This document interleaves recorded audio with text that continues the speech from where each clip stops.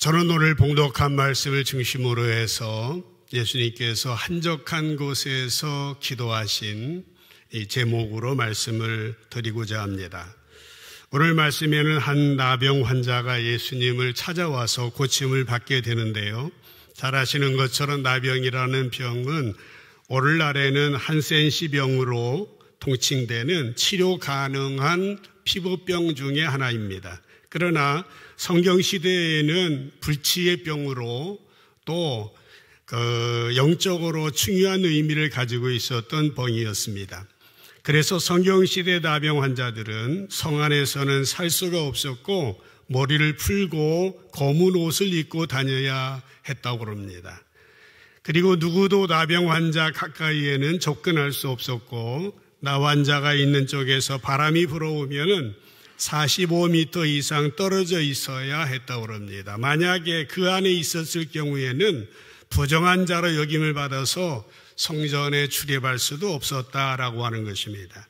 그래서 당시 사람들은 나병 환자를 길에서 보면 가까이 하지 않았을 뿐만 아니라 가까이 오면은 가까이 오지 못하도록 돌을 던지기까지 했다라고 하는 것입니다.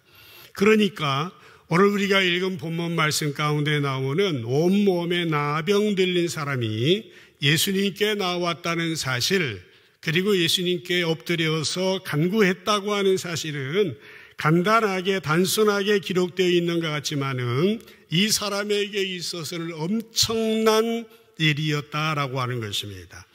이 사람이 그렇게 하기 위해서 얼마나 많은 고뇌가, 고민이, 결심이 있었던지, 또 이 사람이 예수님에 대해서 얼마나 신뢰하고 예수님을 의지하고 믿었었는지 여러 면에서 이 나환자의 형편과 사정을 생각하면 눈물이 나올 정도로 보통 결단이 아니었다라고 하는 것입니다.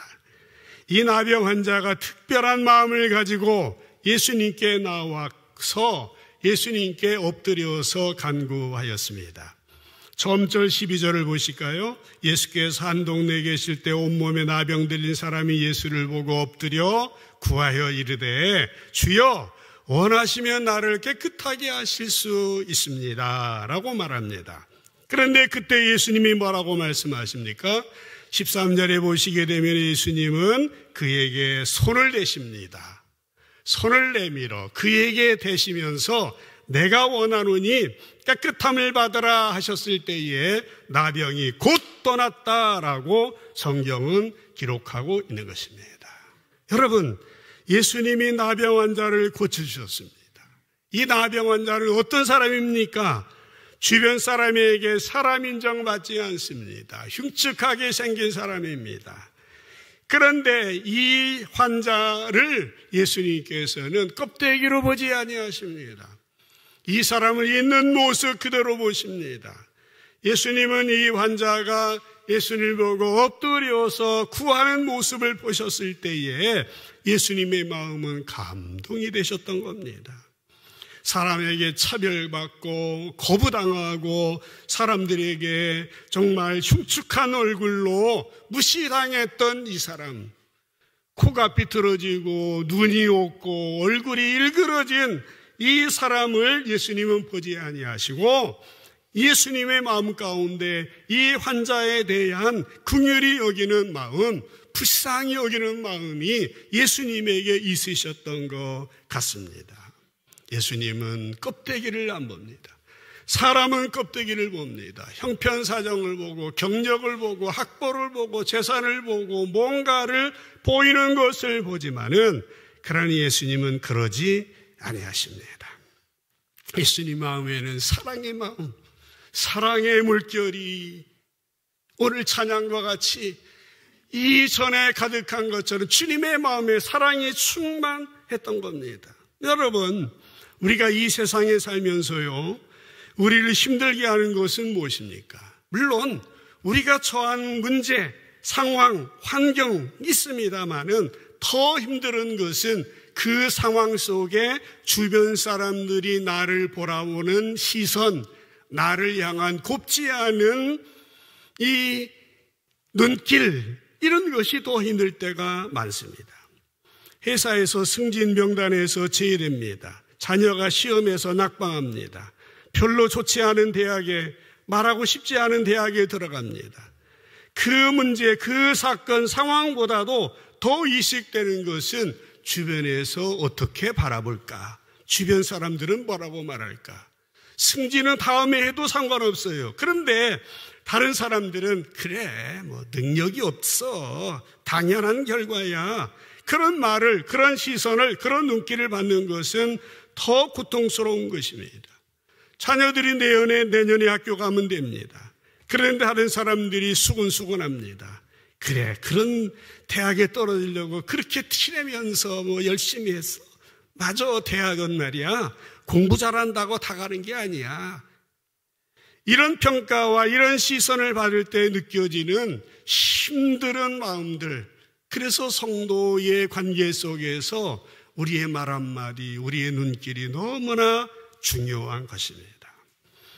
80년대에 나온 영화 가운데 엘리펀트 맨이라는 영화가 있습니다. 데이비드 린치 감독의 영화이고 유명한 안소니 홉킨스라고 하는 사람이 나온 영화인데, 이 영화는 19세기의 실존 인물인 존 머릭이라고 하는 사람의 실화이기도 하다고 합니다.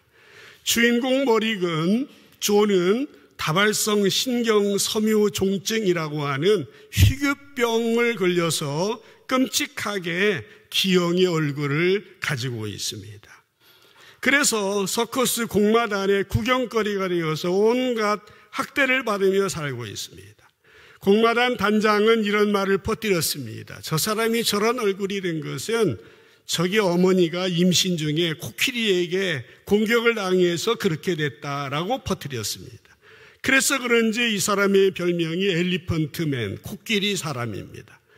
저는 그림에 보는 것처럼 항상 머리에 자루를 쓰고 다닙니다. 병 덕분에 제대로 걷지도 못합니다. 그런데 이 존의 모습을 흥미롭게 여기던 의사 프레데릭이라는 사람이요, 존을 런던의 병원으로 데려오고 존은 거기에서 이전에는 받아보지 못했던 인간적인 대접을 받습니다. 그러나 그것도 잠시 존은 사람들의 놀림거리에서 벗어날 수 없었습니다. 하지만 프레데릭 의사의 격려 속에 존은 말문이 열리게 되고 나중에 알고 보니까 이 존 머릭이라는 이 친구는 셰익스피어의 고전이라든지 성경까지 섭렵한 아주 박식하고 섬세한 감성의 소유자였다고 하는 것입니다. 그러나 공마단 단장은 그를 다시 납치해 가서 이제 끔찍한 생활이 이어지게 됩니다. 결국 존은 자신을 사람 취급하지 않는 사람들의 잔인한 대접을 받으면서 죽어간다라고 하는 것이 이 영화의 전체의 내용입니다. 여러분, 이 영화에서 무슨 얘기를 하는 겁니까? 비록 외모는 흉측하게 생겼어도 그 사람의 영혼, 그 사람의 중심이 얼마나 아름다울 수 있는지에 대해서, 또 반대로 외모는 다른 사람보다 멋들어지게 건강하게 생겼지만은 그 중심과 영혼이 얼마나 흉측할 수 있는지에 대하여서 고발하고 있는 것입니다. 이 영화는 말합니다. 진짜 기형은 어떤 사람이냐? 엘리펀트맨과 같은 사람이 아니라 그를 이용해서 돈을 벌려고 하는 멀쩡한 인간들이라는 사실을 강조하고 있는 것입니다. 여러분, 본문에서 예수님께서는 나병 환자가 이제 예수님께 다가오는 것을 보시고 어떻게 하셨다고요? 손을 내밀어 대셨다라고 하는 것입니다. 이렇게 예수님의 이런 행동을 하신 것은 껍데기는 멀쩡하지만은 속은 병들어서 나병 환자보다 더 무강박한 사람들, 이 사람들보다 이 나병 환자의 정신과 영혼이 더 훨씬 순수하고 더 훨씬 아름다운 것을 보셨기 때문에 이 나병 환자를 불쌍히 여기셨고 이 사람에게 손을 내밀어 고쳐주셨다라고 하는 것입니다. 그렇습니다, 여러분. 예수님 우리의 마음, 우리의 중심을 보십니다. 사람의 외모를 보지 아니하십니다. 그 사람의 마음은 중심을 보시는 것입니다. 그래서 이 사람을 불쌍히 여기시고 긍휼히 여기셔서 있는 모습 그대로 주님 앞에 나올 때 손을 대서 껍데기 안 부시고 깨끗하게 고쳐주셨다라고 하는 것입니다. 우리 각자에게는 어려움이 있습니다. 외로움이 있어요. 아픔이 있습니다. 불안과 걱정이 있습니다. 그러나 주님 앞에 나올 때에 주님은 있는 모습 그대로 우리를 받아주십니다. 불쌍히 여기셔서 우리가 살아남은 겁니다. 긍휼하심이 우리 가운데 있기 때문에 오늘 주님 앞에 나와 예배하고 우리의 삶을 영위하게 되어지는 것입니다. 주님의 긍휼하심과 불쌍히 여김, 주님의 사랑하심이 여러분 모두에게 풍성하게 임하게 되시기를 주님의 이름으로 간절히 축복합니다. 여러분, 이 나병 환자는요, 예수님의 긍휼하심으로 고침을 받았어요. 그때 이 사람이 여러분 제일 먼저 어떤 생각을 했을까요? 상상해 보면은요, 이제 부모님에게 찾아가서 그동안 불효했습니다. 이제는 효도하겠습니다. 그렇게 말했을지도 몰라요. 아니면은 자기가 마음에 두었던 여인을 찾아가서 사랑한다고 고백하고 청혼을 했을지도 모르겠어요. 또 자기를 미워하고 자기에게 돌을 던졌던 사람들에게 찾아가서 복수하고 싶은 그런 마음도 있었을지도 몰라요. 그런데 이런 상황 속에서 예수님은 아주 중요한 말씀을 이 고침받은 나병 환자에게 하셨어요. 보십시오. 14절 말씀인데 한 목소리로 읽어봤으면 좋겠습니다. 읽겠습니다. 시작. 예수께서 그를 경고하시되 아무에게도 이르지 말고 가서 제사장에게 내 몸을 보이고 또 내가 깨끗하게 됨으로 인하여 모세가 명한 대로 예물을 드려 그에게 입증하라 하셨더니 아멘. 예수님이 그를 고쳐주신 다음에 그에게 당부하시는 겁니다. 그에게 경고하시는 거예요. 뭐라고요? 아무에게도 말하지 말아라. 그렇게 말씀을 하시는 겁니다. 여러분, 왜 이런 말씀을 하셨을지 상상이 되세요? 경험했으면 나가서 간증해야지. 그런데 예수님에게는 더 중요한 의미가 있었어요. 그 이유는 예수님의 사역이, 예수님의 본질적인 사역이 왜곡되지 않기 위하여서 그랬던 것이에요.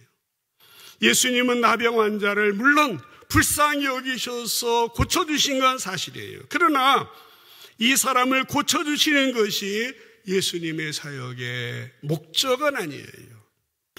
본질은 결코 아니었다라는 겁니다. 무엇이 목적입니까? 이 사람을 구원하시려고 하는 것이 목적이었어요. 예수님의 이 세상에 우리를 구원하시려고 십자가에 달려 돌아가시고 3일 만에 부활하시고 우리에게 영원한 생명을 선물로 주신 거 아닙니까? 예수님의 모든 사역은 구원에 이르는 과정이다라고 하는 사실이에요. 우리의 삶도 그렇습니다. 우리에게 여러 가지 문제가 일어날 수 있습니다. 그러나 그 문제가 어느 때는 우리 힘들게 하고 우리를 아프게 하지만은 그 문제 때문에 주님은 어떻게 하십니까? 예수님을 만나게 하시고 예수님을 알게 하시고 예수님을 경험하게 하시는 거예요. 우리를 또 어떤 상황을 만난다 할지라도 그 문제로 인하여서 예수님을 만나서 구원받고 예수님을 더 많이 알아가는 우리 그런 기회가 되어져야 한다고 하는 것입니다. 그래서 하나님께 영광 올려드리는 인생이 되어야지 그 문제 해결, 그것에 급급하면 안 된다라고 하는 것입니다. 그렇기 때문에 아무에게도 말하지 말아라 말씀하시면서 14절을 계속 보시게 되면은 예수님은 이 나병 환자에게 가서 제사장에게 내 몸을 보여라 그렇게 말씀하십니다. 여러분, 제사장에게 몸을 보인다고 하는 것은 특별한 의미가 있습니다. 그것은 뭡니까? 그 전에는 사람 취급받지 못했어요. 공동체에서 용납받지 못했어요. 제사장에게 몸을 보여줌으로 말미암아서 이 사람의 삶이 온전한 삶으로, 정상적인 삶으로 사회적인 회복을 원하셨다라고 하는 것입니다. 이 사람은 육체적으로 깨끗함을 입었지만은 그 몸을 가지고는 사회생활할 수 없습니다. 만약 이 사람이 깨끗함 받았다는 증거가 없으면은 여전히 이전처럼 돌에 맞아 죽을 수도 있습니다. 그런데 깨끗함을 증거해주는 증서는 제사장이 발행해주는 서류입니다. 제사장에게 몸을 보이는 것은 이 나병 환자의 사회적인 회복이요, 정상적인 생활의 회복을 의미하는 것입니다. 그런 다음에 뭘 하라고 그랬습니까? 14절에도 보면은 모세가 명한 대로 예물을 드려 그들에게 입증하라 하셨더니 그렇게 말씀하고 있습니다. 무슨 말입니까? 예수님은 이 사람에게 일평생 하나님의 은혜를 기억하며 감사하며 말씀을 사랑하며 살아가도록 내가 깨끗해진 것을 사람들에게 증거하며 살아가기를, 입증하며 살아가기를 원하셨다라고 하는 것입니다. 여러분, 나병 환자가 당시에 고침받는다고 하는 것은 매우 드문 일이었습니다. 하지만은 율법에 보시게 되면은 그런 일이 일어날 때에 실천해야 될 세부적인 사항이 자세히 나와 있습니다. 나병에서 나음 받은 사람은 제사장에 갑니다. 제사장은 다른 사람을 시켜서 살아있는 정결한 새 2마리를 가져오게 하고요. 그 중에 1마리를 잡아가지고 흐르는 물에 잡은 새의 피를 섞어서 백향목과 홍색실 우슬초로 그 피를 찍어서 병이 나은 사람에게 7번 뿌리고 남은 1마리는 들로 날려 보내도록 하였습니다. 이것은 나병에 걸린 옛사람은 죽고 새 사람, 새 생명을 얻었다는 의미입니다. 그걸로 끝이 아니에요. 그러고 나서 그 나병 나음 받은 이 사람의 몸에 모든 털을 다 밀고 목욕을 하게 되는데 그러면 정하게 됩니다. 그러나 8일이 지난 다음에 또 다시 몸에 있는 털을 다 밀어내고 깨끗한 물로 목욕하면 완전히 깨끗함만 받았다는 선언을 받게 되는데 그 후에 정해진 예물로 예배를 드렸다라고 하는 것입니다. 이런 의식을 통하여서 제사장들은 이 사람이 완전히 치유받았다는 것을 확정해 주었던 것이에요. 이 의식들은 하나님께 드리는 감사의 의식이었습니다. 그러니까 예수님이 이 환자에게 제사장에게 몸을 보여라 라고 하는 말은 어떤 의미입니까? 내가 하나님의 은혜로 낫게 되었으니 이제는 일평생 동안 말씀을 지키며 예수님을 증거하며 입증하며 간증하며 살아라 라고 하는 그런 의미라고 하는 사실입니다. 종종 우리가요, 은혜를 받게 되면은 은혜 받은 것이 너무나 감사해서 간증하고 그렇습니다. 그런데 대개 보면은 은혜를 체험하면은 말씀은 소리하고 말씀은 무시하는 경향들이 있어요. 안 됩니다. 우리가 어떤 은혜를 받았다 할지라도 어떤 은혜라도 말씀의 범주 안에서 벗어나면 그건 하나님의 뜻하고는 멀어지는 겁니다. 그래서 말씀과 그 경험이 조화를 이루어져야만 이제 건강한 신앙인이 되어줄 수 있다라고 하는 것입니다. 15절을 한번 더 보시죠. 15절에 보면은 예수님의 소문이 더욱 퍼지게 되었다. 그래서요, 뭐라고 나옵니까? 수많은 무리들이 못도 듣고 말씀도 듣고 자기 병도 고침을 받으려고 모였다라고 하는 얘기입니다. 그렇습니다. 예수님이 불쌍히 여겨주심으로 나병 환자는 낫게 되었고 그가 돌아간 다음에 수많은 사람들이 예수님께 몰려오기 시작했습니다.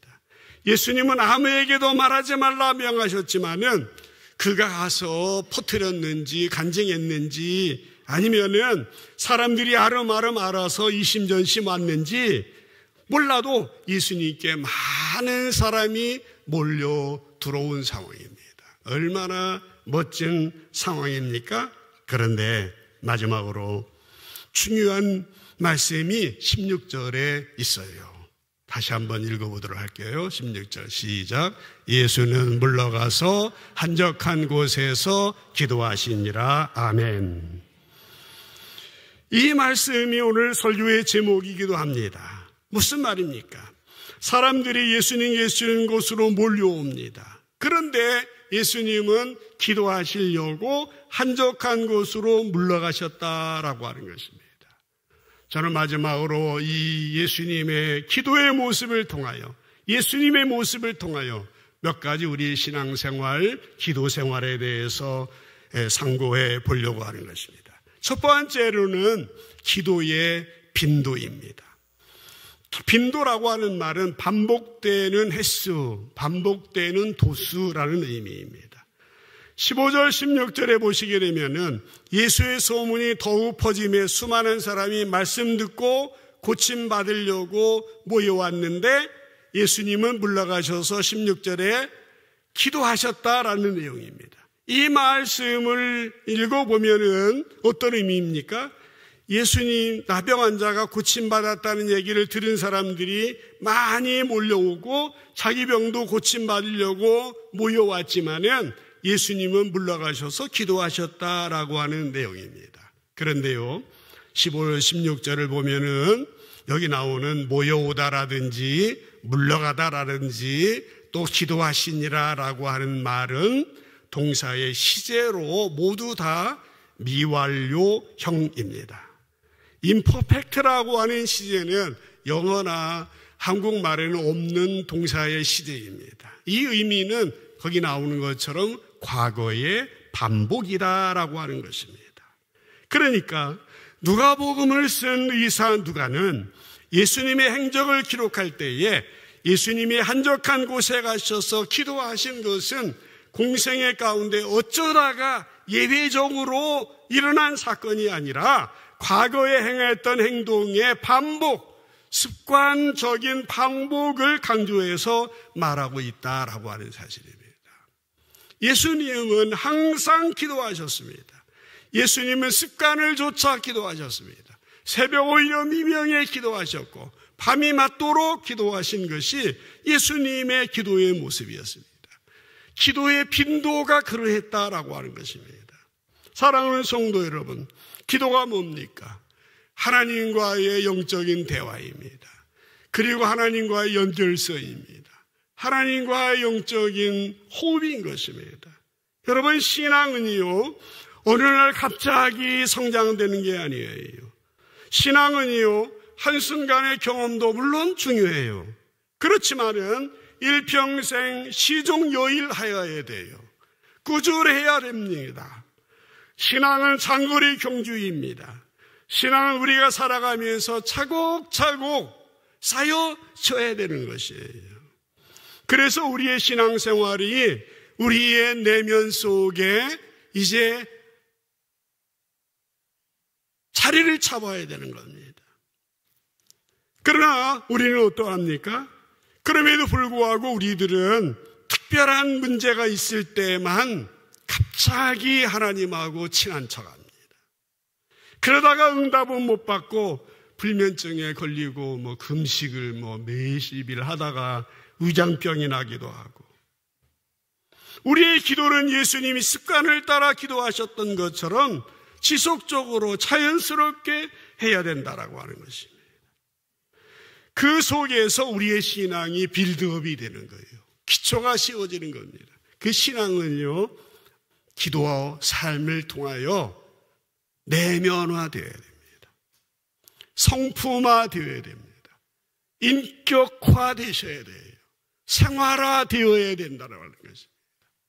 그래서 어느 시간이든지 두 번째 보고 싶은 것은 기도의 때입니다. 예수님이 물러가셔서 한적한 곳에서 기도했던 그 시점은 우리를 놀라게 만들어요. 왜 그렇습니까?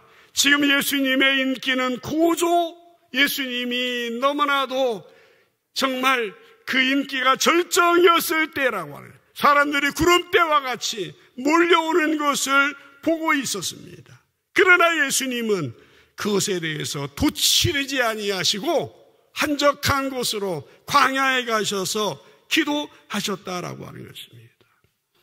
우리는 대개 일이 잘 안 될 때, 그리고 중요한 일을 만날 때 많이 기도합니다. 물론 그때라도 기도하면 좋아하세요. 그러나 그 문제가 풀려지게 되면은 기도하지 않는 경우들이 많습니다. 여러분 잘 기억하시길 바랍니다. 조심스러운 말씀입니다만은 기도가 성공의 비결이 아니에요. 왜 아니야? 맞은 거 맞지. 그러나 우리가 만약 기도를 성공의 비결 정도로만 생각하고 하나님께 뭔가를 얻어내려고 그 겨루기 하는 싸움으로 생각하면은 그것을 얻고 나고 문제가 해결된 다음에는 기도의 설 자리는 없어지게 되는 겁니다. 그러므로 우리는 항상 어느 때라도 기도하는 일에 전심전력을 다해야 되는 겁니다. 사도 바울은 그걸 알았어요. 데살로니가전서 5장 16절 18절에 보면은 항상 쉬지 말고 기도하라고, 범사에 감사하라고, 이게 하나님의 뜻이라고 그렇게 말하였습니다. 새벽에도 기도하시고 주무실 때도 기도하시고 어느 순간에도 하나님과 호흡하시고 연결되시고 하나님과 대화하시고 하나님과 친해져서, 그게 주님이 기도하신 빈도, 기도하신 그 순간을 말하는 겁니다. 때가 없어요. 항상 쉬지 말고 하나님 앞에서 살아가는 거예요. 또 하나 세 번째는 기도의 의미입니다. 본문에 사람들이 몰려올 때 한적한 곳으로 가신 예수님이 무슨 기도를 하셨을까요? 하나님, 병자들이 몰려오는데 잘 고치게 해주세요. 말씀을 전할 때마다 듣는 사람들이 다 은혜 받게 해주세요. 그런 기도는 안 하셨을 것 같아요. 그러나 분명한 것은 뭡니까? 예수님은 사역보다, 병 고치는 것보다 더 중요한 것에 관심을 가지셨는데, 그것은 하나님과 대화하는 것, 하나님과 교제하는 것, 하나님과 친하게 지내는 것에 더 훨씬 관심을 두셨어요. 예수님은 성공 배후에 도사리고 있는 위험을 직시하셨습니다. 예수님은 자기 자신이 드러나는 것보다 하나님이 드러나시기를 원했고, 그래서 하나님과의 교제를 위해서 한적한 곳에 가셔서 기도하셨다라고 하는 것입니다. 이스라엘 백성들이 출애굽을 한 다음에요, 모세가 산에 올라가지 않습니까? 40일 동안 안 내려와요. 백성들이 그 사이에 참지 못하고 기다리지 못하고 금송아지를 만들어요. 내려와 보니까 이런 일이 벌어졌습니다. 모세가 화를 내고 받아온 십계명 돌팡을 깨트려버리고 다시 산으로 올라갔어요. 그때 하나님이 속이 상하셨는지 모세에게 이 백성을 다 멸해버리겠다. 그때의 모세는 하나님 용서해 주세요. 그렇지 않으면은 주님의 기록한 책에서 내 이름을 지워주세요. 간절히 40일 금식하며 기도했을 때에 다시 하나님께서는 십계명을 주시고 이제 산 아래로 모세가 내려오잖아요. 근데 그 얼굴이 어떻게 됐습니까? 얼굴이 빛이 나기 시작했어요. 그런데 모세는 어떻게 했습니까? 사람들이 모세의 얼굴을 볼 때에 빛이 났는데 모세는 자기 얼굴을 수건으로 가렸습니다. 왜 그렇습니까? 자기가 하나님이 아니에요. 자기가 출애굽의 도구가 아니에요. 출애굽의 주권자는, 이 이스라엘 민족의 주권자는 하나님이시라는 사실이 드러나야 됐고, 자기가 드러나고 자기가 영광받는 것보다 하나님이 드러나야 되고 하나님이 영광받는 것을 원했기 때문에 그는 가렸다라고 하는 것입니다. 여러분, 기도 많이 하시고 성경 많이 읽으시면은 여러분의 얼굴이 환해질 수 있어요. 근데 왜 또 아멘을 해요? 그렇게 안 해서 안 돼서 다행이야. 왜? 하나님이 영광 받으셔야 되니까. 그렇게 안 됩니다. 안 돼요. 근데 장로님 중에 한 분은 필사 다 하시더니 눈이 좋아지고 안경을 벗어서 참 부러워하기도 합니다만서도 하나님이 어느 때는 특별한 그 기적을 베푸실 수도 있어요. 근데 똑같이 그런 건 아니에요. 이게 사모하는 마음. 그러니까 여러분들이 정말 꾸준함에 대한 말씀을 드리고 있습니다. 예수님은 하나님께 인정받는 하나님의 종으로 서시려는 삶의 초점이 있었어요. 온전히 하나님만 높여지기를 원하셨다라고 하는 것입니다. 그래서 기도하는 곳으로 가셨어요. 사도행전 6장에 보면은요, 오순절 이후에 교회가 생기지 않습니까? 사람들이 많이 늘어났어요. 부흥했어요. 사도들이, 신자들이 막 신이 났습니다. 그런데 사단이 났어요. 많이 늘어난 사람 때문에 구제 문제가 생긴 거예요. 히브리파 과부하고 헬라파 과부하고 누르 많이 주니 적게 주느니 아주 사단이 났어요.